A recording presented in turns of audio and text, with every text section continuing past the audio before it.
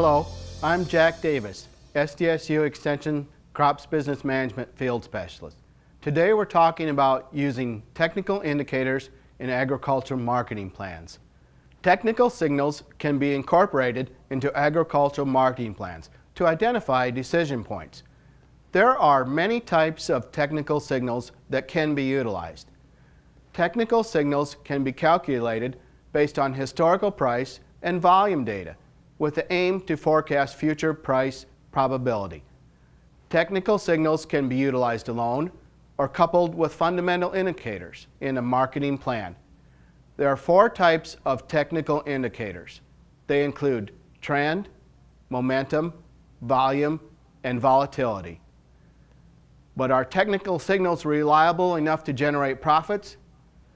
The academic research examining technical signal performance has shown mixed results. Using technical signals relies on the assumption that prices follow trends, and history repeats itself, and that all market information is incorporated in the market price.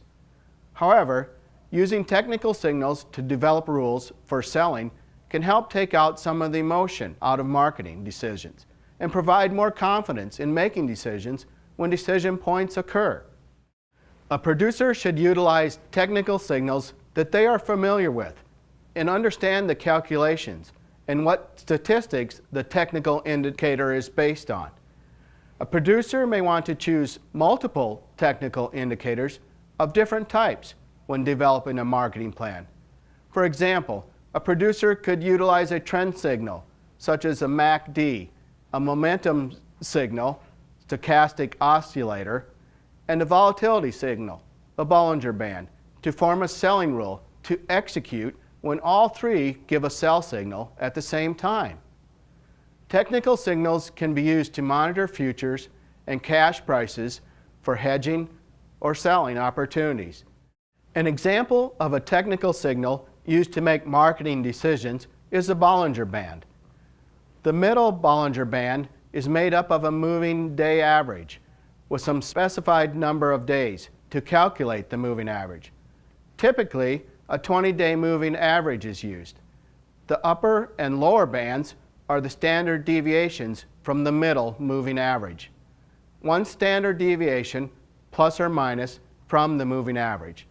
Assuming a normal distribution, it contains 66% of the expected prices. 2 standard deviations consist of 95% of the expected prices, and so forth. The number of standard deviations to set your Bollinger Bands for the Bollinger Band technical signal can vary, but the typical setting is 2 standard deviations. Once the standard deviations are set and the Bollinger Bands are plotted on a price chart, the distance between the bands will vary on the chart. This band variation indicates changes in the level of volatility in the market during the period the statistic is being calculated, say for the last 20 days. When there is greater distance between the upper and lower bands, there is greater volatility during the period, while a narrower distance between the upper and lower bands indicates lower volatility. A hedging selling rule that could be utilized using the Bollinger Band is when the current price closes above the upper Bollinger Band.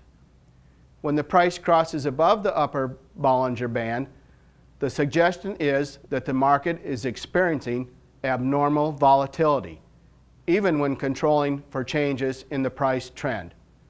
As a result, there is greater probability that the market will return back towards the moving average than the probability that the market will continue to experience abnormal volatility by staying above the upper Bollinger Band. It's important to reemphasize that the default setting for using the Bollinger Band is a 20-day moving average with 2 standard deviations. These settings can be altered to potentially improve prices received. The standard deviation can be increased so fewer signals would potentially occur. But it could improve the price received because the bands are set at wider intervals with lower amounts of probability that the price will cross above the line. However, Likewise, as the bands are placed in wider intervals, there is an increasing probability that a signal may not be triggered. On the other hand, the standard deviation setting could be decreased to increase the likelihood that the technical signal will trigger more signals, but may result in a lower price received. The setting of the Bollinger Band should be made considering the risk tolerance of the producer, since a higher standard deviation may create more risk that the threshold on the upper band is not broken, but could result in a higher expected return when it does. Here we have the classic risk versus return trade-off in setting the Bollinger Band signal. Utilizing multiple technical indicators to create a rule-based hedging, selling, marketing plan, coupled with fundamentals, can provide confidence in a disciplined approach to marketing. For more information on this topic, visit igrow.org.